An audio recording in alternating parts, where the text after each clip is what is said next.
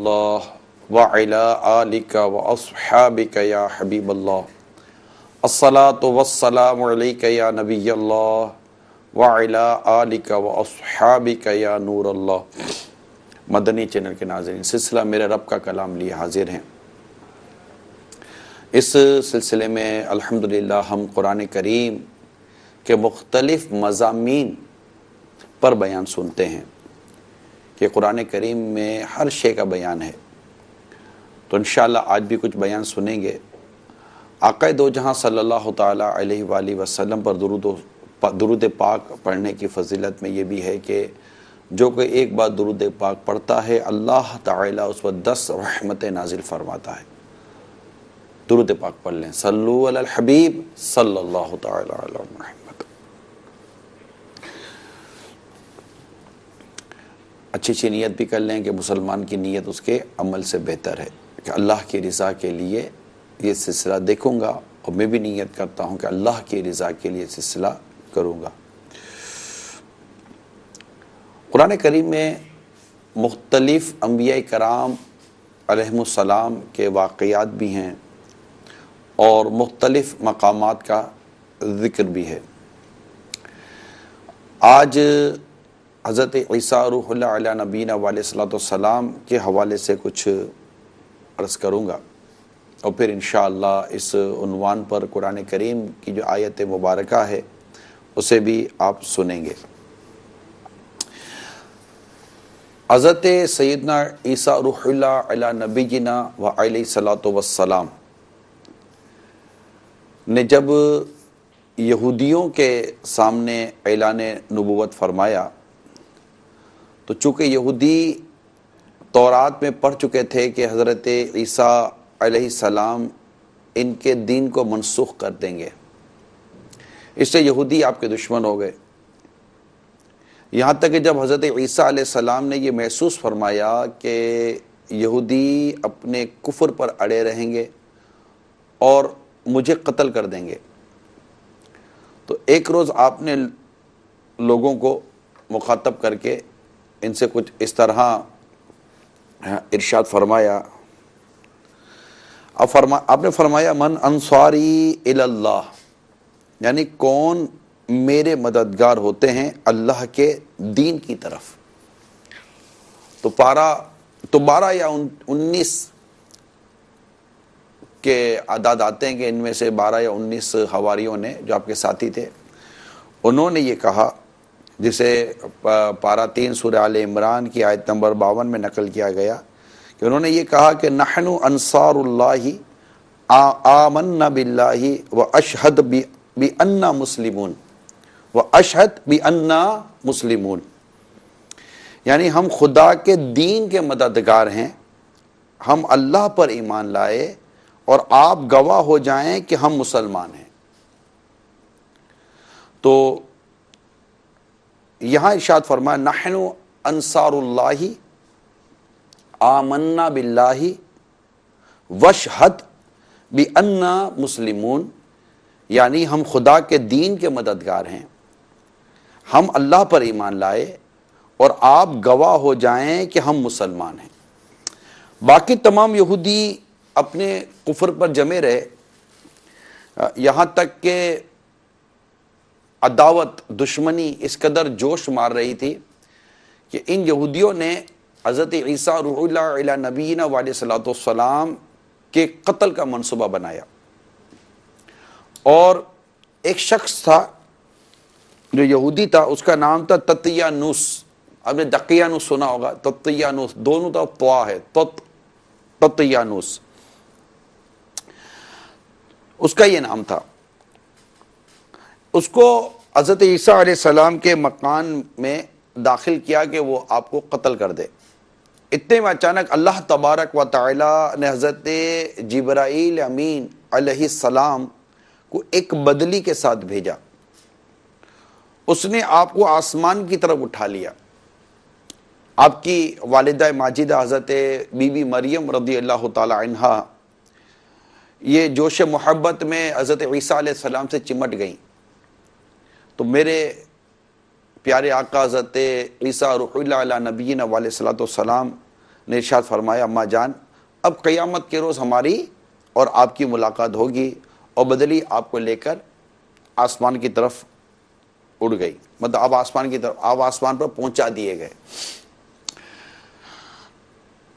میں یہ ضرور عرض کروں گا کہ ہمارے جتنے بھی دیکھنے سننے والے ہیں ان کے لیے ہم سب کے لیے یہ مضمون بہت اہمیت کا حامل ہے، اور حضرت عیسیٰ روح اللہ علی نبینا علیہ الصلوۃ والسلام کی جیسے ولادت ہوئی اور آپ کا اعلان نبوت کا ہونا، پھر آپ کا آسمانوں کی طرف اٹھایا جانا، اور اس کے بعد کا جو کچھ انشاءاللہ بیان میں کروں گا، یہ بہت امپورٹنٹ بیان ہے، اور علم نہ ہونے کی وجہ سے کئی مسلمان کئی غلط فہمیوں کا شکار ہو جاتے ہیں، اور غیر مسلموں کی طرف سے جو ایک غیر منفی پروپوگنڈا ہوتا ہے اور ایک ایسی باتیں بیان کی جاتی ہیں کہ جو صریح ہمارے اسلام و دین اور قرآن اور حدیث کے جو بیان کردہ جو عقائد ہیں، جو نظریات ہیں، اس کے خلاف ہوتی ہیں۔ تو مسلمان کو حضرت عیسیٰ علیہ السلام کے بارے میں جو ایک اسلامی نظریہ ہے، جو قرآن اور حدیث اور ہمارے علماء نے جس کو بیان کیا ہے، اس سے ہم یاد رکھنا چاہیے۔ تو یہ ایک حصہ میں نے آپ کو بیان کیا۔ اب یہ جو واقعہ ہوا حضرت عیسیٰ علیہ السلام والا، یہ بیت المقدس میں شب قدر کی رات ہوا، شب قدر میں ہوا نا۔ اچھا، اس وقت آپ کی عمر شریف جو تھی اس کے دو قول ہیں۔ ایک قول یہ ہے کہ آپ کی عمر مبارک 33 سال کی تھی، اور ایک قول یہ ہے کہ آپ کی عمر مبارک 120 برس کی تھی۔ یہ دو قول بیان کیے گئے، مگر یہ تفسیر خزائن العرفان میں نے پڑھا تھا کہ جب آپ دنیا میں تشریف لائیں گے تو آپ 33 سال کے دکھائی دیں گے، 33 سال کی عمر آپ کی، اس عمر کے آپ دکھائی دیں گے۔ خیر، تتیانوس جب بہت دیر تک جو آپ کو قتل کرنے کے لیے مکان میں داخل ہوا تھا اور حضرت عیسیٰ علیہ السلام آسمان تک پہنچا دیے گئے، اب تتیانوس بہت دیر تک جب گھر سے باہر نہ نکلا تو یہودی مکان میں داخل ہو گئے۔ اب ہوا یہ کہ اللہ تبارک و تعالیٰ نے تتیانوس کو حضرت عیسیٰ علیہ السلام کی شکل کا بنا دیا۔ یہودیوں نے تتیانوس کو حضرت عیسیٰ علیہ السلام سمجھ کر اسے قتل کر دیا۔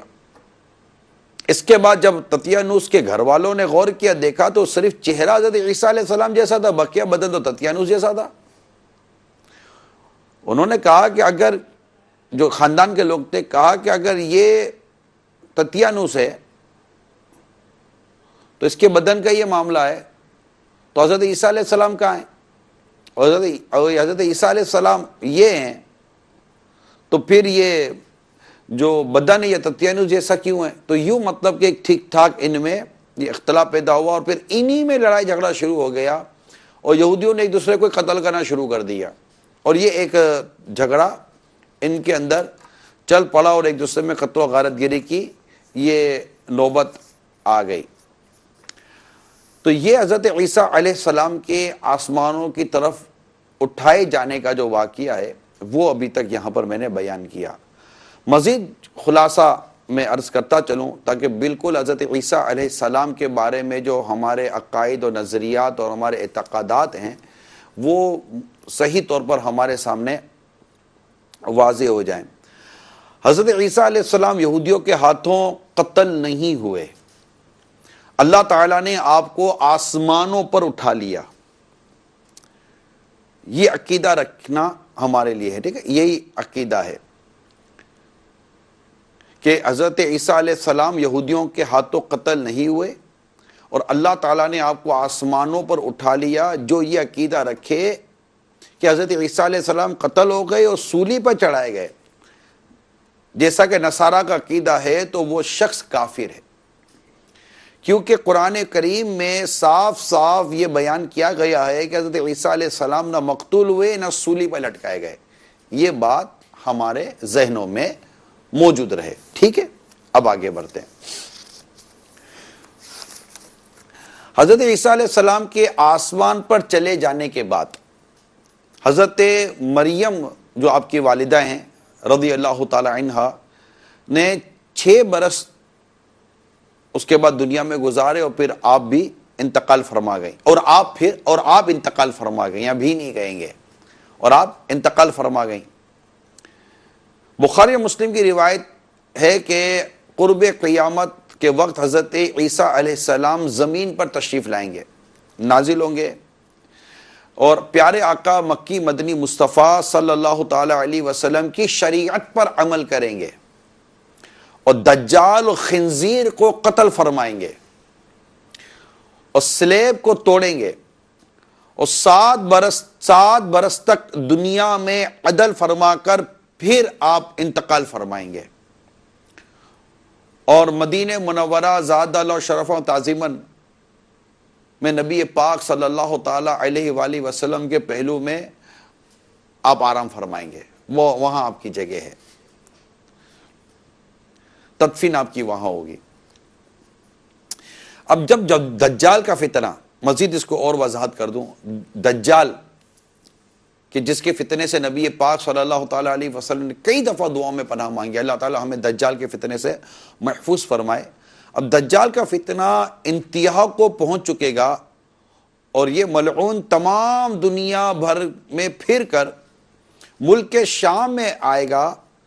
اس وقت حضرت عیسیٰ روح اللہ علی نبینا علیہ الصلوۃ والسلام دمشق کی جامعہ مسجد کے شرقی منارے پر شریعت محمدیہ صلی اللہ تعالی علیہ وسلم کے حاکم اور امام عادل، یعنی عدل و انصاف کرنے والے پیشوا اور مجدد ملت ہو کر نزول فرمائیں گے۔ جامعہ مسجد دمشق کا شرقی منارہ آپ کو دکھا دوں، ذرا دکھائیے۔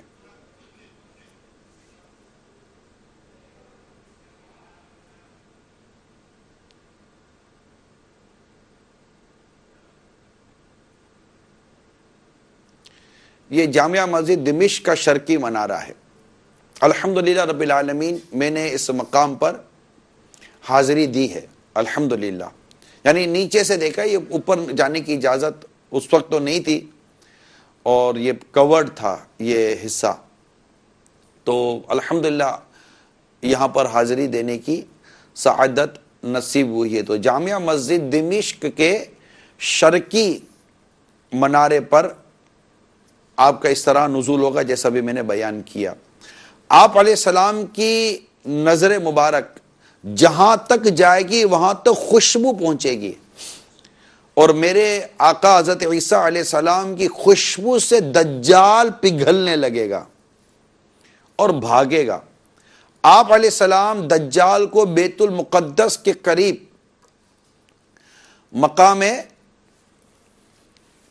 مقام لد پر قتل فرمائیں گے۔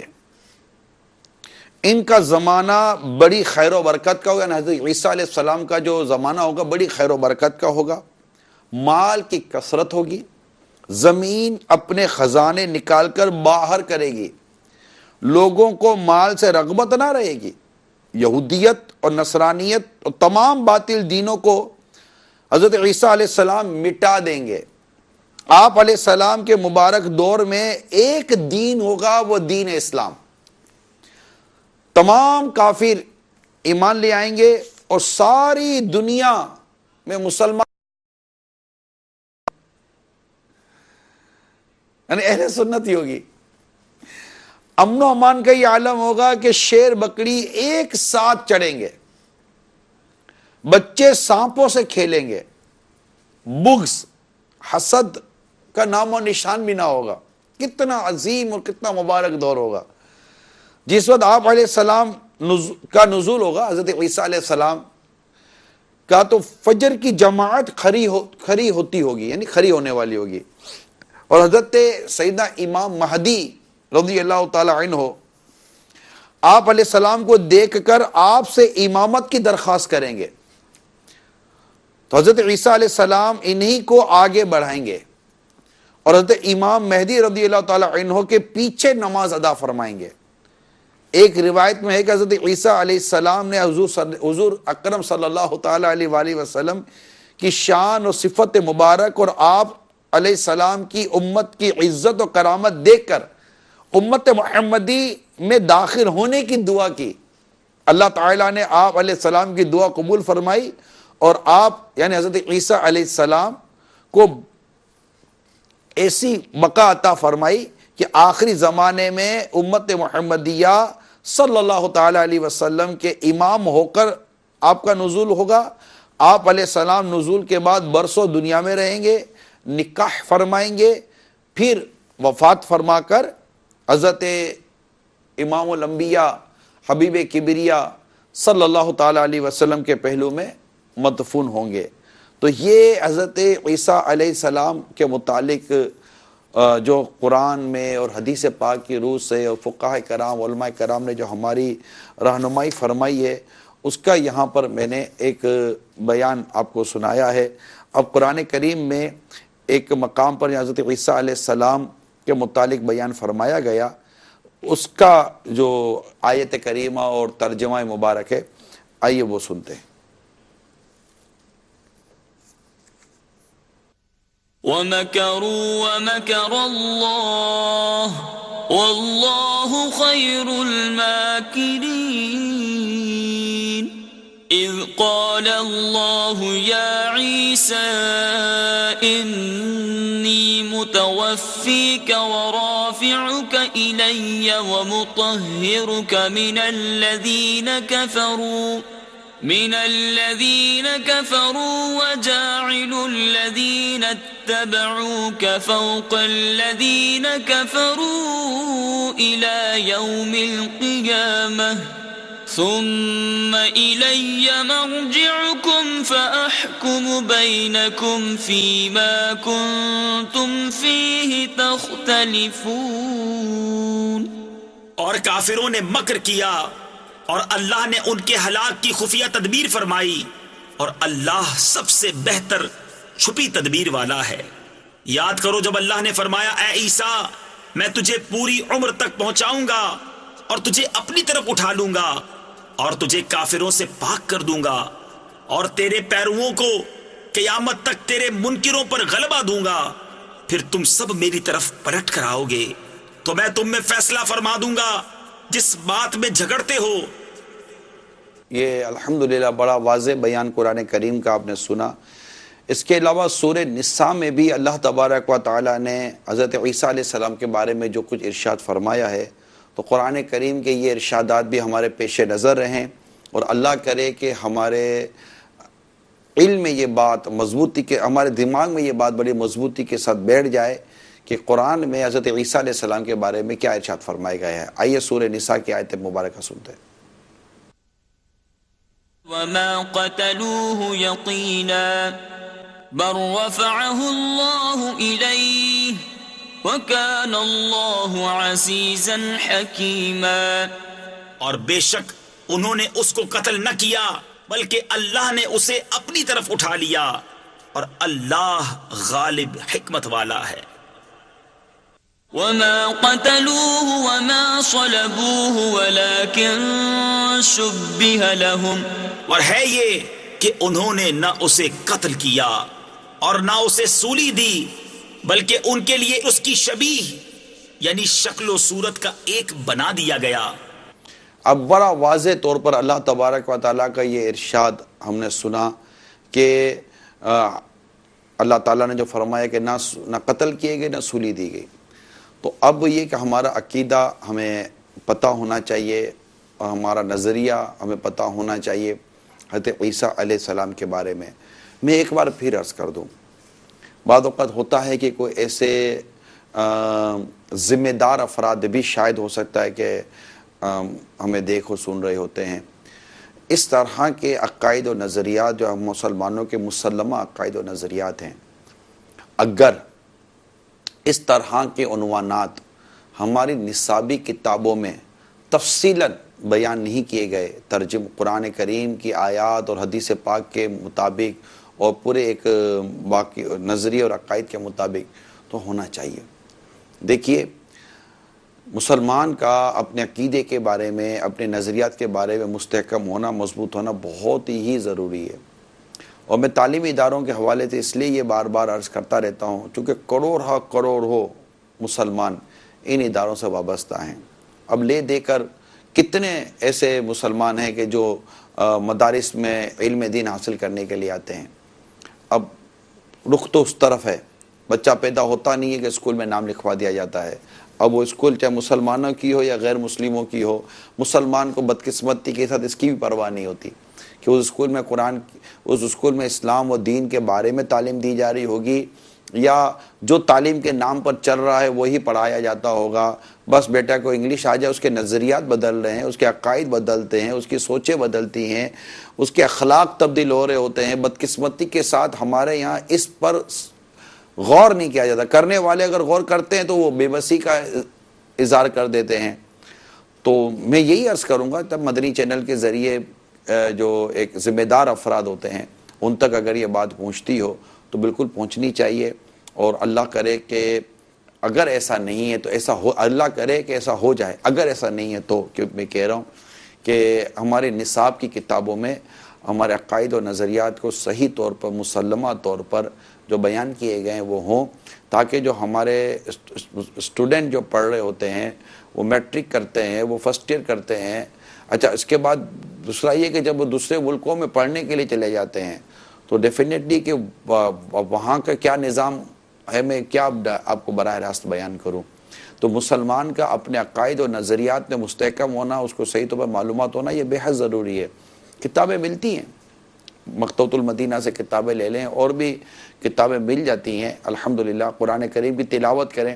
اب مثال دیتا ہوں، سورہ آل عمران کی آیت کریمہ آپ نے پڑھی، سورہ نساء کی 2 آیات مبارکہ آپ کے سامنے تلاوت کی گئیں اور آپ کو اس کا ترجمہ سنایا گیا. آپ تفسیر صراط الجنان لے لیں. صراط الجنان کی تفسیر کے اندر آپ جا کر دیکھیں گے تو انشاءاللہ تبارک و تعالی ایک اچھا خاصا مواد، ایک اچھا خاصا میٹر آپ کو وہاں مل جائے گا. اللہ کی رحمت سے مکتبۃ المدینہ نے یہ تفسیر شائع کی ہے تو آپ کو اچھا مواد وہاں مل جائے گا الحمدللہ. تو یہ دیکھ لیں، یہ پڑھ لیں. تو میں تو ویسے ہی عرض کرتا رہتا ہوں، کئی دفعہ عرض کیا کہ مکتبۃ المدینہ سے شائع ہونے والی تفسیر صراط الجنان کی 9 جلدیں شائع ہو چکی ہیں، اور انشاءاللہ جلد، اب تو شاید ان قریب ہے کہ 10ویں جلد بھی آ جائے گی تو آپ کا ہمارا پورا قرآن کریم جو ہے اس کی تفسیر آ چکی ہوگی. تو یہ لیں اور اس کو پڑھیں. اس تفسیر میں فائدہ یہ ہے کہ اس میں آیت کریمہ کے تحت آیات ہی سے تفسیر بیان کی گئی ہے، حدیث پاک بیان کی گئی ہیں، اس میں حکایات بیان کی گئی ہیں، واقعات بیان کیے گئے ہیں، اور پھر شرعی احکام بھی اس میں بیان کیے گئے ہیں. تو بہت کمپریہنسو قسم کی یہ ایک تفسیر ہے جس کا مطالعہ ہم میں سے ہر ایک کو کرنا چاہیے. تو انشاءاللہ ہمارے عقائد و نظریات یہ مضبوط ہوں گے، اور جو عقائد و نظریات ہونے چاہیے ہمارے، وہی ہمارے عقائد و نظریات ہوں گے.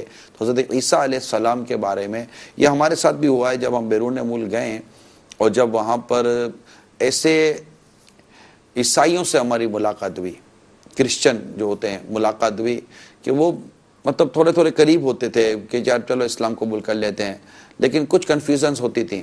جب ملاقات ہوتی تھی تو وہاں حضرت عیسیٰ علیہ السلام کے بارے میں سوال جواب ہوتے تھے. تو جب انہیں ہم اپنا نظریہ بیان کرتے رہے کیا ہم نے کہ ہم مسلمان یعنی اسلام کا حضرت عیسیٰ علیہ السلام و حضرت مریم رضی اللہ تعالی عنہ کے بارے میں اسلام کا کانسیپٹ یہ ہے، تو ان کو شوق ہوتا تھا، وہ تو جھٹکا لگتا تھا کہ ان کو یہ بریفنگ تھی کہ ایسا نہیں ہے، وہ مس گائیڈ تھے.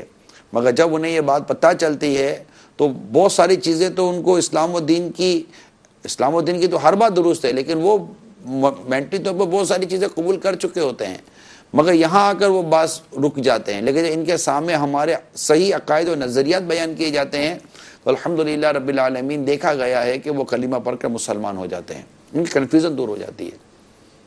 تو اللہ کرے کہ یہ چیزیں ہمارے اسٹوڈنٹس میں بھی آ جائیں، ہم عام لوگوں کو بھی پتہ ہو، جیسا کہ ابھی ہم نے مدنی چینل پر تھوڑا سا میں نے بیان کرنے کی سعادت حاصل کی. اللہ کریم ہمیں علم عمل کا پیکر بنائے اور اپنے عقائد و نظریات کو صحیح معنوں میں سیکھنے سمجھنے کی توفیق عطا فرمائے.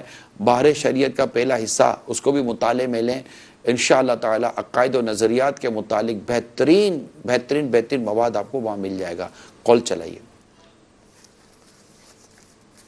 محمد شہزاد عطاری ضیاء کوٹ سے عرض کر رہا ہوں. عمران بھائی، آپ سے یہ بات عرض کرنی تھی کہ اگر کوئی قرآن سیکھ رہا ہو اور جماعت کرانے کا موقع آ جائے تو اس صورت میں اس کا قرآن پڑھنا، جماعت کرانا کیسا، اور بعض دفعہ ظاہر حلیہ نہیں ایسا ہوتا تو امامت کرنا کیسا، اس کے بارے میں مدنی پھول ارشاد فرمائیے۔ اللہ تعالیٰ عز و جل آپ سب کو ایمان کی سلامتی آمین۔ عطا فرمائے۔ السلام علیکم ورحمۃ اللہ وبرکاتہ۔ وعلیکم السلام ورحمۃ اللہ وبرکاتہ۔ اللہ تعالی ہم سب کو ایمان کی سلامتی عطا فرمائے۔ اچھا، عرض یہ ہے کہ امامت، دیکھیں امامت کی شرائط ہیں پوری، اور ان میں ایک جو شرط ہے وہ قراءت ہے، قرآن کریم کی جو تلاوت ہے۔ اس کے علاوہ بھی امامت کی شرطیں ہیں، امام فاسق معلن بھی نہ ہو، اور بھی دیگر امام کی شرائط ہیں۔ اگر امام اپنی شرائط پر پورا اترتا ہے جس کا باہر شریعت میں ذکر موجود ہے، تو امام یا نماز کے احکام میں آپ دیکھ لیں تو انشاءاللہ آپ کو وہاں بھی امام کی شرائط مل جائیں گی کہ امام کے لیے کن کن چیزوں کا پورا اترنا ضروری ہے۔ تو اگر کوئی شخص امامت کی شرائط پر ہی پورا نہیں اترتا تو ظاہر ہے کہ وہ امامت کا اہل نہ رہا۔ اگر اس کا ظاہری حلیہ صحیح ہے، اب اس کی اور بہت ساری، جیسے قرآن کی تلاوت ہو گئی، اب یہاں یہ مسئلہ آئے گا، جب قرآن کی قرات درست ہے لیکن ظاہری احکام جو فقہی احکام ہے اس پر وہ پورا نہیں اترتا تو بھی اس کے لیے مسائل ہیں۔ تو امامت کا اہل ہونا یہ ضروری ہے۔ اور اگر کوئی، اچھا اب جو نمازیں پڑھاتے ہیں، میں ان سے عرض کرتا ہوں، کیا آپ نے اب تک کسی صحیح عالم دین سے جو یہ سارے مسائل کو جانتے ہوں اپنی نماز اور اپنی قرات جو احکام ہیں وہ چیک کرائیں؟ یعنی مجھے تو یہ دیکھا یہاں تو یہ دیکھتا ہوں کہ آدمی مصلی پر کھڑا ہو جاتا ہے۔ میں ہر اس مصلی پر کھڑے ہونے والے اسلامی بھائی سے، عاشق رسول سے پوچھنا چاہتا ہوں، کیا آپ نے اپنے آپ سے کوئی اپنے لیے یہ کوئی اجازت لی ہے کہ آپ مصلی پر آنے اور نماز پڑھانے کی اہلیت رکھتے ہیں؟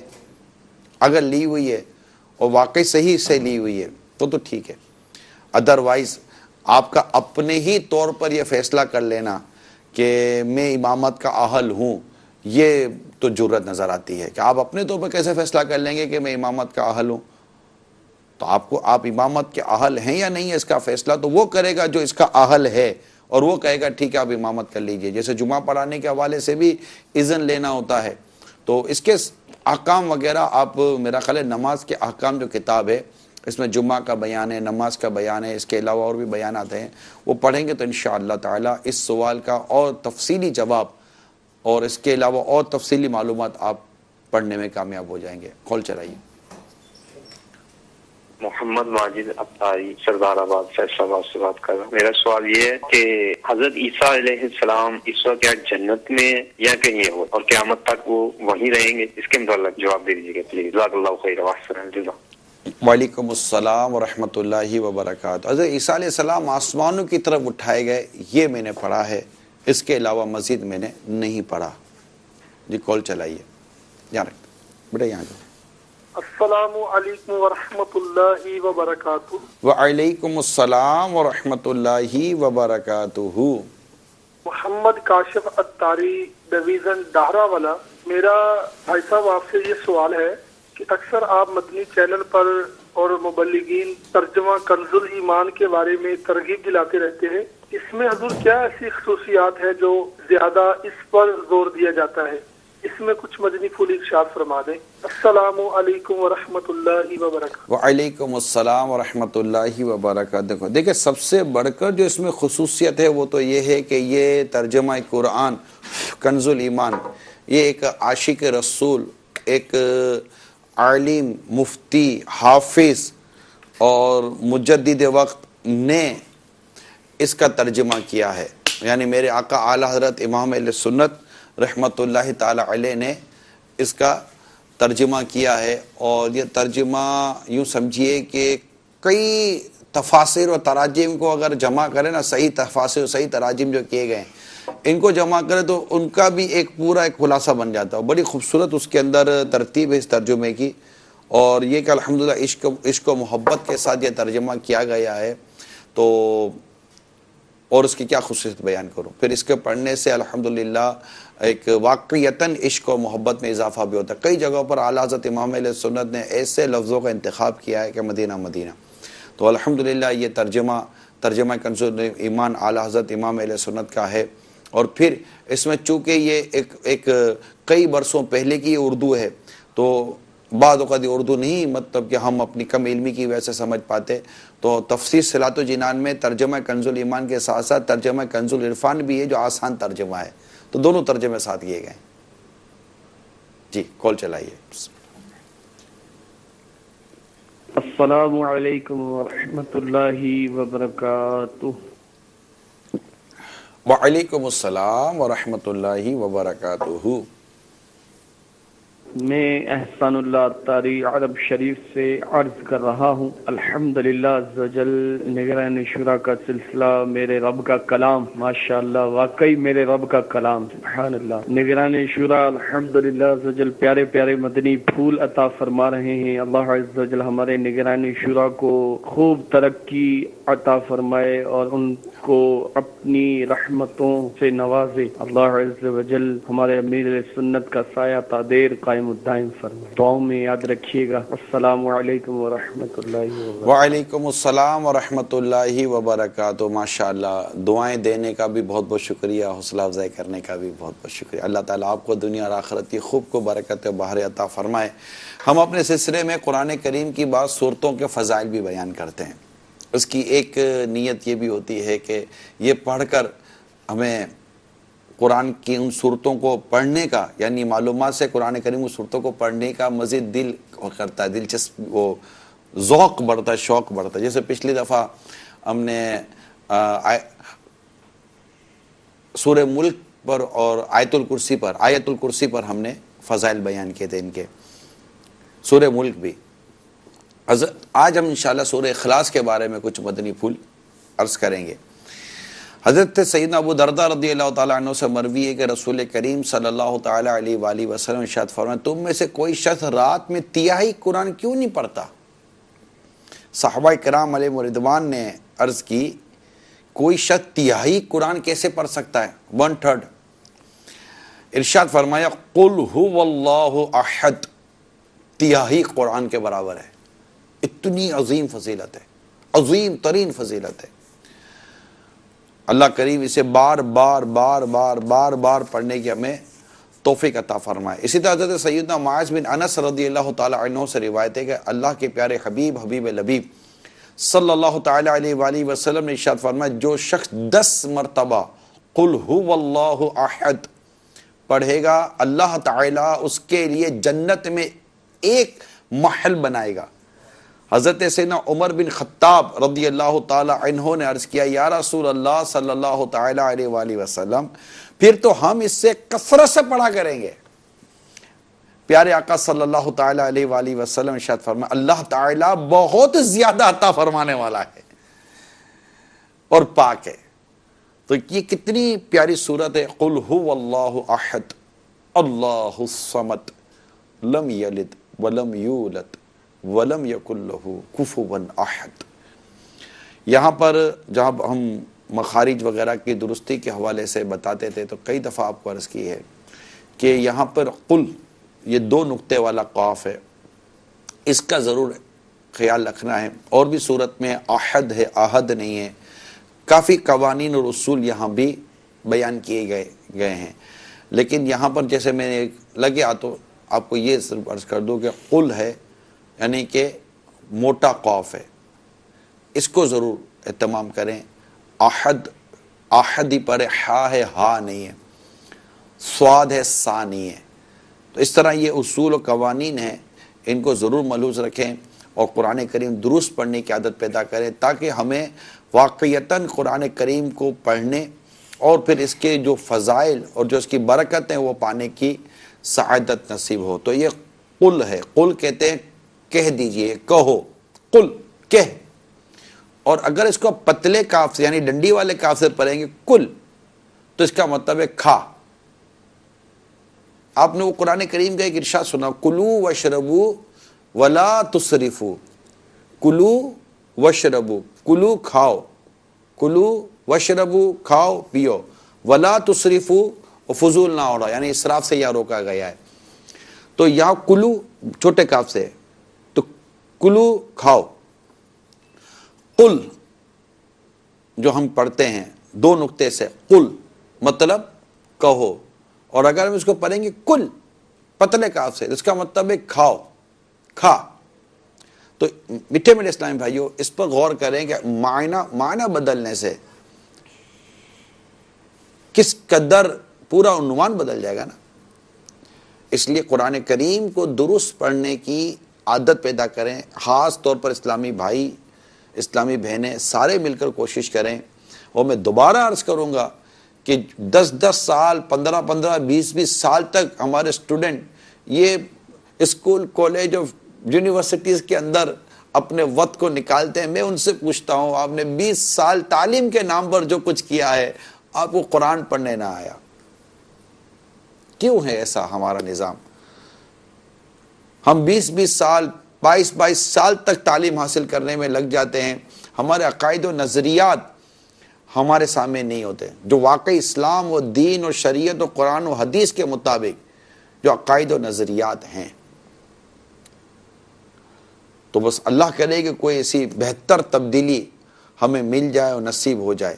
تو یہ سورہ اخلاص کی میں نے آپ کے سامنے فضیلت بیان کی ہے. اللہ کریم اس کو پڑھتے رہنے کی ہمیں توفیق عطا فرما. حضرت سیدنا ابو ہریرہ رضی اللہ تعالیٰ عنہ فرماتے ہیں کہ میں نے نبی کریم صلی اللہ تعالیٰ علیہ وآلہ وسلم کے ساتھ، میں سرکار صلی اللہ تعالیٰ علیہ وسلم کے ساتھ کہیں جا رہا تھا. آپ صلی اللہ تعالیٰ علیہ وآلہ وسلم نے کسی شخص کو سورہ اخلاص پڑھتے ہوئے سنا. تو آپ صلی اللہ تعالیٰ علیہ وآلہ وسلم نے ارشاد فرمایا واجب ہو گئی. میں نے عرض کیا یا رسول اللہ صلی اللہ تعالیٰ علیہ وآلہ وسلم کیا چیز واجب ہو گئی؟ فرمایا جنت. آئے ہائے. حضرت سیدنا انس رضی اللہ تعالیٰ عنہ سے روایت ہے کہ رسول کریم صلی اللہ تعالیٰ علیہ وآلہ وسلم نے ارشاد فرمایا جو شخص روزانہ 200 مرتبہ قل هو اللہ احد پڑھے گا، اس کے 50 برس کے گناہ مٹا دیے جائیں گے، مگر یہ کہ اس پر قرض ہو. قرض تو یہ معاف نہیں ہوتا، یہ تو ادا کرنا پڑے گا. تو سورہ اخلاص کی بے شمار فضیلت ہے. اللہ کریم اسے پڑھنے کی توفیق عطا کرے اور اس کو درست پڑھنے کی توفیق عطا کرے، سیکھنے کی اللہ تعالیٰ میں توفیق عطا کرے. قول سنائیے. السلام علیکم ورحمۃ اللہ وبرکاتہ. وعلیکم السلام ورحمۃ اللہ وبرکاتہ. میرا نام محمد سلیم رضا عطاری ہے. میں ضلع بہاولپور محراب والا سیرانی کابینہ سے عرض کرتا ہوں. پیارے پیارے نگران شورا کی بارگاہ میں یہ عرض ہے کہ ماشاء اللہ عز و جل میرے رب کا کلام بہت ہی پیارا سلسلہ ہے، اور نگران شورا حاجی صاحب بہت پیارے پیارے مدنی پھول ارشاد فرماتے ہیں. میں نگران شورا حاجی صاحب کی بارگاہ میں یہ سوال عرض کرتا ہوں کہ اکثر یہ ذہن دیا جاتا ہے کہ قرآن پاک کی تلاوت کرنا، پڑھنا اور عمل کرنا یہ سب راہ نجات ہے، اللہ تعالیٰ کو راضی کرنے والے کام ہیں. لیکن اکثر لوگوں کو یہ دیکھا جاتا ہے رمضان شریف ہے یا کچھ بابرکت مہینے ایسے جو نسبت والے ہیں، تو یہ ہدیتاً لوگ علاقوں میں قرآن پاک ہدیتاً فروخت کرتے ہیں. تو کچھ لوگ کا یہ ذہن ہے کہ قرآن پاک ہدیتاً لے کر مسجدوں میں رکھوا دیتے ہیں، طالب علموں کو پڑھنے کے لیے دیتے ہیں، مدرسوں میں دیتے ہیں، خود نہیں پڑھتے، خود تلاوت نہیں کرتے، خود عمل نہیں کرتے، صرف مساجدوں میں رکھوا دینا. یہ عمل کیسا ہے؟ اس معاملے میں ہماری رہنمائی ارشاد فرما دیجیے. جزاک اللہ خیر. اللہ تعالی ہمارے نگران شورا کی عمر دراز بالخیر عطا فرمائے. السلام علیکم ورحمۃ اللہ وبرکاتہ. وعلیکم السلام ورحمۃ اللہ وبرکاتہ. یقیناً قرآن کریم کو لینا چاہیے، اسے دیکھنا چاہیے، اسے پڑھنا چاہیے اور درست پڑھنا چاہیے، سیکھنا چاہیے. رمضان مبارک میں بھی اور اس کے علاوہ بھی یہ عمل تو بالکل ہونا چاہیے.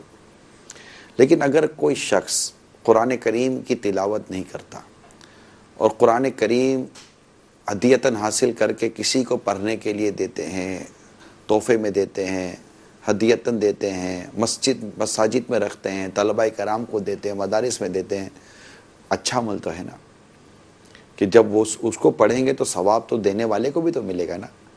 تو وہ عمل بھی ہونا چاہیے. اگر کوئی یہ عمل نہیں، وہ عمل نہیں کرتا پڑھنے والا اور یہ عمل کرتا ہے تو اس عمل کو بھی ہم اچھا تو کہیں گے نا کہ چلے یہ عمل ہے، یہ بھی نیکی تو ہے نا. ثواب تو انشاءاللہ اس پر ملے گا.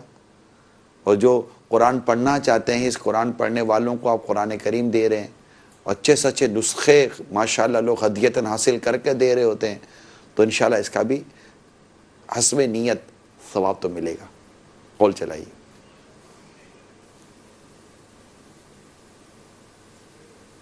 السلام علیکم ورحمۃ اللہ وبرکاتہ. وعلیکم السلام ورحمۃ اللہ وبرکاتہ. میں بہاول نگر سے عرض کر رہا ہوں, محمد رضوان.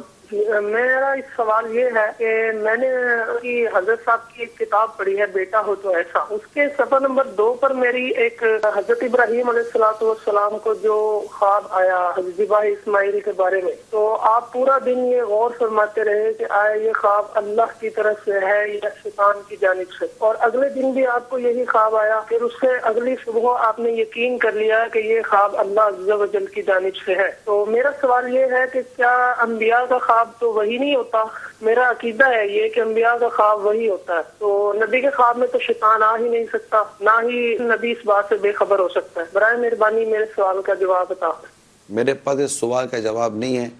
یہ حضرت ابراہیم علیہ السلام کو اور ان کے رب کریم کا معاملہ ہے, تو میں اس کا جواب نہیں دے سکتا. یہ اللہ کے خلیل ہیں. اللہ تعالیٰ نے ان کی تعریف قرآن میں ارشاد فرمائی ہے, اور اللہ تعالیٰ نے قرآن کریم میں ان پر سلام ارشاد فرمایا ہے. تو وہ کیا وجہ تھی, اور وہی جو آپ نے بیان کیا اگر ویسا ہی لکھا ہوا ہے تو اس کے غور کرنے میں سوچنے میں کیا حکمت تھی, یہ حضرت ابراہیم علیہ السلام کے اس معاملے میں میرے پاس علم نہیں ہے. جی سوال چلائیے. میرا نام محمد عظیم اتاری ہے. میں کاموں کی ضلع گجرانوالہ سے عرض کر رہا ہوں. نگرانی شورا کی بارگاہ میں عرض ہے کہ یہ بتا دیں کہ ہاروت و ماروت کا کیا معاملہ تھا, اور وہ کس طرح یعنی کہ دنیا میں رہے, اور قرآن پاک میں کہاں ان کا واقعہ ہے, یہ تھوڑی سی رہنمائی فرما دیں. ہاروت و ماروت کے معاملے پر انشاءاللہ میں نیت کرتا ہوں, کیونکہ اس کی تفصیل ہے جو ابھی بیان نہیں کر سکوں گا. قرآن کریم میں ان کی تفصیل موجود ہے, تو انشاءاللہ تعالیٰ میں نیت کرتا ہوں کہ آئندہ سلسلوں میں کسی وقت ہاروت و ماروت کا متعلق جو قرآن کریم میں تفصیل ہے, اور جو اس کے معاملے میں جو ہمارا نظریہ اور عقیدہ اور ہماری سوچ اور ہمارا علم و معلومات ہونی چاہیے, انشاءاللہ تعالیٰ اس کو آئندہ سلسلوں میں بیان کرنے کی میں نیت کرتا ہوں. ٹھیک ہے جی, کال چلائیں. ماشاءاللہ بہت ہی پیارا سلسلہ ہے میرے رب کا کلام. بے شک آج کل ایسے ہی سلسلے ہونے چاہیے تاکہ ہمارے دلوں میں قرآن کی محبت پڑے. میرا ایک سوال ہے, جواب ارشاد فرما دیں کہ سب سے پہلے قرآن پاک کو حفظ کس نے کیا تھا؟ السلام علیکم ورحمۃ اللہ وبرکاتہ. سب سے پہلے قرآن کریم کو حفظ کس نے کیا؟ اس معاملے میں میرے علم میں کوئی بات نہیں ہے. میں یہ یاد پڑتا میں نے پڑھا تھا یا نہیں پڑھا تھا یہ بھی یاد نہیں آ رہا, اس لیے ابھی مستحضر نہیں ہے میرے ذہن میں, تو میں جواب کیسے دے دوں جو بات ذہن میں یقینی طور پر موجود نہ ہو. کال چلائیے. محمد امجد اتاری رحیم یار خان سے عرض کر رہا ہوں. نگرانی بارگاہ میں عرض ہے کہ مغرب کے بعد حاجی محمد مشتاق اتاری رحمۃ اللہ علیہ کے مدد کی تلاوت سنا دیا کریں. جزاک اللہ خیرا, بہت مہربانی ہوگی. حاجی مشتاق رحمۃ اللہ تعالیٰ علیہ کی آواز میں تلاوت چلا دیا کریں مغرب کے بعد. اچھا چلیں, انشاءاللہ مجلس نے آپ کی آواز سن لی ہوگی, انشاءاللہ تعالیٰ آپ غور کر لیجئے. حاجی مشتاق رحمۃ اللہ تعالیٰ علیہ کی آواز میں بھی تلاوت, بڑی خوبصورت تلاوتیں موجود ہیں, یہ بھی چلا دیا کریں تاکہ ہمارے ناظرین کو اس تلاوت سے بھی محظوظ ہوں. ماشاءاللہ. جی کال چلائیے. سلسلہ میرے رب کا کلام عمران بھائی کا بہت بہت اچھا پروگرام ہے, بہت بہت پیارا سلسلہ ہے, ہم بڑے شوق سے دیکھتے ہیں. جزاک اللہ خیرہ. اب دیکھیں ماشاءاللہ سلسلہ تو آپ بڑے ذوق و شوق سے دیکھنے کا آپ کہتے ہیں, لیکن کوئی ایسی صورت بھی بنائیں کہ ہمارے مدرسۃ المدینہ برائے بالغان کی طرف بھی رخ کریں کہ قرآن کریم میں مضامین اتنے خوبصورت ہیں کہ اگر اسے جتنے اچھے طریقے سے بیان کریں گے انشاءاللہ عاشقان رسول کو اس سے فرحت و خوشی نصیب ہوگی. لیکن ایک بڑا المیہ یہی ہے کہ ہمارے ایک بڑی تعداد ہے جو قرآن کریم درست نہیں پڑھتی, اور نہ سیکھنے کی ان کے بیچاروں کی سوچ بنتی ہے. اگر سوچ بنتی ہے تو کہتے ہیں وقت نہیں ہے. اب قرآن کریم سیکھنے کے لیے بھی وقت نہیں ہے تو پھر کیا بنے گا ہم لوگوں کا. لہذا میری مدنی التجا ہے میرے میٹھے میٹھے پیارے پیارے اسلامی بھائیوں کہ اسلامی بھائی مدرسۃ المدینہ بالغان اور اسلامی بھائی مدرسۃ المدینہ بالغات اس کی طرف توجہ کریں اور اپنے قرآن کو درست پڑھیں. اللہ وہ دین لائے کہ ہم مسلمان امامت کے اہل ہو جائیں. یعنی ایک مسلمان کہیں بھی ہو اس کو امامت کے لیے کہے کہ آپ نماز پڑھا دیں تو وہ امامت کا اہل ہو. امامت کے لیے پوری ایک مٹھی داڑھی بھی ہونی چاہیے اور فارسی کا معلم بھی نہ ہو اور دیگر شرائط بھی ہیں اس کی. تو اللہ کرے گا میں سے ہو جائیں. مطلب ایک مسلمان کے لیے کتنی عجیب بات ہے کہ وہ اس کو کوئی کہے کہ نماز پڑھو تو بولے مجھے نماز پڑھانے نہیں آتی. اچھا اس میں یہ بھی مسئلہ ہے کہ اس کو خود اپنی نماز پڑھنے بھی نہیں آتی. تو اب غور کریں, سنجیدگی کے ساتھ غور کریں.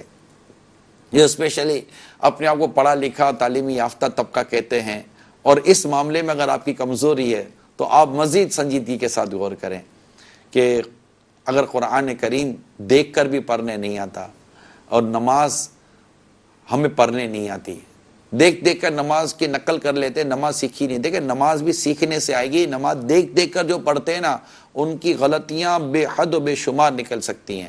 ہمارا نماز کورس ہے 7 دنوں کا, 1 ہفتے کا. اب نماز کورس کرے تو پتہ چل جائے گا کہ نماز کورس کیا ہے. مدنی قافلوں میں 3 دن کا سفر کریں تو بھی اندازہ ہو جائے گا کہ نماز میں ہماری کتنی غلطیاں پائی جاتی ہیں. تو میں ایک مدنی التجا کرتا ہوں کہ نہ نماز درست ہو نہ وضو درست ہو. دیکھ دیکھ کر وضو کر رہے ہیں اس میں بھی کئی فرائض چھوٹ جاتے ہوں. تو اب غسل تو جو فرض غسل ہوگا پتہ نہیں کیسے آتا ہوگا, کہاں سے سیکھا ہوگا, کیا پڑھا ہوگا, کس سے سمجھا ہوگا. تو یہ آپ غور کر لیجئے اس کے اوپر. تو نہ فرض غسل کرنے آئے, نہ صحیح وضو کرنے آئے, نہ صحیح نماز پڑھنے آئے, نہ دیکھ کر قرآن پڑھنے آئے, نہ کپڑے اپنے ہی کپڑے پاک کرنے بھی نہ آئے. آپ مجھے بتائیے ہمیں پھر کیا آیا؟ اتنی بھی دین سے دوری کیا؟ اتنی کیا دین سے دوری؟ اسلام کی معلومات, اسلام کی تعلیمات ایسی بھی کیا دوری ہے کہ ہم اپنے فرائض و واجبات تک نہ سیکھ سکے؟ یہ کیسی دوری ہے؟ یعنی رمضان مبارک آتا ہے تو لوگ روزے کی سحری اور افطاری کے مسائل نہیں جانتے. روزہ ٹوٹے گا کیسے, روزہ کیسے نہیں ٹوٹے گا اس کے بھی نہیں جانتے. فرض روزہ رکھنے جا رہے ہیں, معلومات تو کرے کہ روزہ بچتا کیسے ہے, روزہ ٹوٹتا کیسے ہے نا. زکوٰۃ فرض ہوتی ہے مگر زکوٰۃ دینی کیسے یہ نہیں آ رہا ہوتا. خود کیسے کیا رہے ہیں ہم لوگ. اچھا جو حج کو جاتے ہیں وہ حج کو جاتے ہیں, حج کے مسائل نہیں پتا کہ حج کرنی کیسے, حج ہوتا کہاں یہ بھی نہیں پتا ہوتا. حج کہاں ہوگا, حج وہاں ہوگا, حج وہاں ہوگا. حج ہے کیا, حج کے رکن اعظم کون کون سے ہیں, حج کے احکام کیا ہیں, احرام کے احکام کیا ہیں. نہ بھائی بتائے کچھ نہیں ہے. اب بتائیں تو صحیح نا. اور کتنی دین سے دوری آپ اپنے اندر پیدا کرنے کی وہ اس طرح کا نظام بنے گا. کتنا فرائض سے اتنی لا علمی, احکام شرع سے اتنی لا علمی. ایسا کیا کسی نے ہم کو سمجھا دیا کہ بھائی یعنی یہ دین سے دوری, اور دین سے دوری ہمارا یہ منفی سوچ بنائی گئی ہے بدقسمتی کے ساتھ کہ جو دین پر چلنے والے ہیں ان سے دور رہو. معاذ اللہ ثم معاذ اللہ. علماء سے دور کیا, دین پر چلنے والوں سے, سنتوں پر عمل کرنے والوں سے اور نماز اور روزے کی دعوت دینے والوں سے, ان عاشقان رسول سے دور کرنے کی جو تحریک چلی کہ بھائی ان کے قریب جاؤ گے تو تمہاری معاذ اللہ دنیا برباد ہو جائے گی. کس نے کہا بھائی, کس نے کہا دنیا برباد ہوتی ہے اس چیز سے؟ اور دنیا کون سی آباد کر لی یار, دنیا کون سی آباد کر لی کہ عیاشی اور عیش اور عشرت اور مطلب گھومنے پھرنے اور اسی طرح گل چھڑے اڑانے کا نام ہی دنیا رکھ دیا گیا ہے. کیا نشے کا عادی بننے کا نام ہی دنیا رکھ دیا گیا ہے, فلمیں ڈرامے گانے بازوں کا نام ہی دنیا رکھ دیا گیا ہے. یہ بعض اوقات ہوتا ہے. یہ آپ نے شاید سنا ہوگا, مذہبی آدمی ملتا ہے مولانا سنتوں پر عمل کرنے والا اور نماز پڑھ رہا, نیکی کی دعوت دے رہے, طرح کر رہے, تو وہ کہتے ہیں یار مولانا کو دنیا کا کر لیا کرو. میں کبھی کبھی پوچھتا ہوں دنیا کا کیا کرے بھائی, یہ مولانا دنیا کا کیا کرے؟ کیا مولانا کھاتا نہیں ہے؟ ہاں کھاتا تو ہے. مولانا شادی نہیں کی, شادی نہیں ہے. مولانا کے بچے بھی ہیں, مولانا کا گھر بھی ہے. ہاں مولانا گاڑی بھی چلا لیتا ہے بھائی, مولانا موٹر سائیکل بھی چلا لیتا ہے, کما بھی لیتا ہے. ہاں کما بھی لیتا ہے، جو کماتا ہے تو مولانا کیا مطلب کہ وہ معاذ اللہ کسی سے مانگ کر گھر چلاتا ہے؟ دنیا کا کیا کرے مولانا؟ یہ مولانا کو دنیا کا بھی کہ دنیا کا کیا کرے مولانا، بتاؤ تو صحیح، جواب نہیں ملے گا۔ تو میں چوٹ کرتا ہوں کہ کیا مولانا دنیا تمہاری یہ ہے کہ مولانا تھوڑا مطلب کہ فلم بھی دیکھ لیا کرو، معاذ اللہ، مولانا تھوڑا گانا بھی سن لیا کرو، مولانا تھوڑی بے پردے کی تھوڑی بد نگاہی بھی کر لیا کرو، معاذ اللہ صبح معاذ اللہ، یار مولانا تھوڑا یہ گھوم پھر لیا کرو، بھلے وہاں گناہ ہوتا تو ٹھیک ہے۔ چوٹ کر رہا ہوں میں آپ لوگوں کو، بھائی مولانا کیا دنیا ہے، مولانا یار چھوڑو ہے، تھوڑا سود لے لیا کرو، رشوت کھا لیا کرو، رشوت بھی لے لیا کرو، تھوڑی ملاوٹ اور حرام کام بھی کر لیا کرو، معاذ اللہ صبح معاذ اللہ، چوٹ کر رہا ہوں میں آپ کو۔ تو بھائی کیا کرے مولانا؟ مولانا کر تو رہا ہے جو مولانا کو کرنا چاہیے، جو ایک مذہبی آدمی کو کرنا چاہیے، دنیا میں جس طرح جینا چاہیے اور دنیا کو جتنا دنیا لینی چاہیے اتنا لے رہا ہے۔ مولانا کو اس طرح کے جو اللہ کے نیک بندے ہوتے ہیں، جو اس طرح اپنے آپ کو بڑے محفوظ انداز سے چلا رہے ہوتے ہیں، ان کو یہ درس دینے کے بجائے کہ کچھ دنیا کا کر لیا کرو، میں آپ کو کہتا ہوں کہ خدا را کچھ دین کا کر لیا کریں۔ نماز ایک وقت کی پڑھتے نہیں ہیں، قرآن دیکھ کر پڑھنے آتا نہیں ہے، اپنے فرائض و واجبات کا پتہ نہیں ہے، کاروبار کرتے تو حرام حلال کا پتہ نہیں ہے، شادی کرتے تو نکاح و طلاق کا پتہ نہیں ہے، اور اچھا حج پہ جائیں تو حج کا پتہ نہیں ہے، مسجد میں جائیں تو مسجد میں جانا کیسے ہے، مسجد کے احکام کیا کیا ہیں وہ پتہ نہیں ہے، ماں باپ کے احکام کیا وہ پتہ نہیں ہے، بیوی جانتی نہیں ہے شوہر کا حقوق کیا ہیں، شوہر یہ جانتا نہیں بیوی کے حقوق کیا ہیں۔ تو اللہ کے بندو، آپ کو ہم کہتے ہیں کہ کچھ دین کا، کچھ کیا دین کا کریں، دین کا ہی کریں۔ ہمارا دین میں سب کچھ ہے، دین مکمل ضابطہ حیات ہے، اسی کے اندر رزق بھی ہے، کاروبار بھی ہے، نکاح بھی ہے، دنیا ہماری زندگی کے جو بھی معاملات ہیں نا ہمارے دین میں بیان کیے گئے ہیں۔ دین صرف عبادت اور نماز پڑھنے کی ہی بات نہیں کرتا، دین میں نکاح اور اس کے مسائل، اولاد، بیوی، بچے، کاروبار، گھر بار، پڑوسی، رشتہ دار، یہ دین سب سے دین سارے موضوع کو لے کر چل رہا ہے۔ قرآن کریم پڑھیں، جیسے میں نے آپ کو تفسیر کے ساتھ کہا، پڑھیں تو صحیح نا تفسیر صراط الجنان، حدیث مبارکہ اس کی شروحات پڑھیں، لیں مرآت المناجی مشکات شریف کی شرح، بڑی زبردست شرح، لیں پڑھیں، پتہ چلے سارے اس میں مضامین پڑھیں، کتنے مضامین ہیں، عقیدے کا بیان کیا ہے، عبادت کا بیان کیا ہے، معاملات کا بیان کیا، اخلاقیات کا بیان کیا ہے، ملنا کیسے ہے، بولنا کیسے ہے، چلنا کیسے ہے، کھانا کیسے ہے، پرہیز کیا کرنا ہے، اسراف کسے کہتے ہیں، فضول خرچی اور بہت ساری چیز اسلام کیا دین بیان نہیں کرتا۔ کاروبار کیسے کرنا ہے، گھاک سے ڈیل کیسے کرنی ہے، کہ کون سے کاروبار کا کون سا حکم ہے، بے باطل کسے کہتے ہیں، بے فاسد کسے کہتے ہیں، بے استثناء کسے کہتے ہیں، مداربت کسے کہتے ہیں، اور بہت سارے شرعی اصطلاحات ہیں۔ شراکت کیا ہوتی ہے، رب المال کون ہے، رب المال راس المال کی بحث کیا ہے، دارب کی بحث کیا ہے، یہ سارے شریعت کے احکام ہیں۔ تجارت سے گفتگو ہو رہی ہے، تجارت کے احکام سے بات ہو رہی ہے، سونے چاندی کے احکام، اناج کے احکام، مزدوری کے احکام، اجارے کے مسائل، سیٹ کے مسائل، مستاجر کے مسائل۔ آپ بولو گے یار یہ کون سی لینگویج بول رہے ہیں، یہ شرعی اصطلاحات ہیں۔ ٹھیک ہے میں نے انگلش میں بات نہیں کی ہے، لیکن شرعی اصطلاحات تو ہے نا، شرعی ٹرمینالوجیز تو ہے نا، یہ ہمیں نہیں آتی نا۔ تو مہربانی کریں،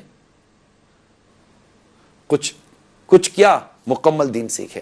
میں کچھ کا لفظ تو میں واپس لیتا ہوں، بھول ہو جاتی ہے، بات منہ سے نکل جاتا ہے۔ یہ کچھ مولانا کہتے ہیں نا کچھ دنیا کا کرو، تو میں تو یہی کہتا ہوں کہ آپ اور ہم سب مکمل دین کا کریں۔ میں کہتا ہوں تو اس کا یہ مطلب نہیں ہے کہ میں جیسے کوئی بہت ستھرا سا آدمی ہوں، لیکن جو دعوت اسلامی کے مدنی ماحول سے سیکھا اور جو دیکھتا ہوں وہ میں آپ کے سامنے رکھتا ہوں کہ ہم نے دین کو چھوڑ کر، یعنی دینی احکام کو چھوڑ کر، دین کو چھوڑنا، دینی احکام کو چھوڑ کر ہم نے کوئی بھلائی نہیں پائی ہے، کوئی سکون اور راحت کا سامان نہیں کیا ہے۔ بے سکونی، بے چینی اور پریشانی بڑی ہے، گھر کے اندر ناچاکی بڑی ہے، کاروبار میں بے چینی بڑی ہے، نفع کما کر بھی نفع نہیں ہو رہا۔ مجھے بھی اتنا تھوڑی بہت تو علم ہے نا،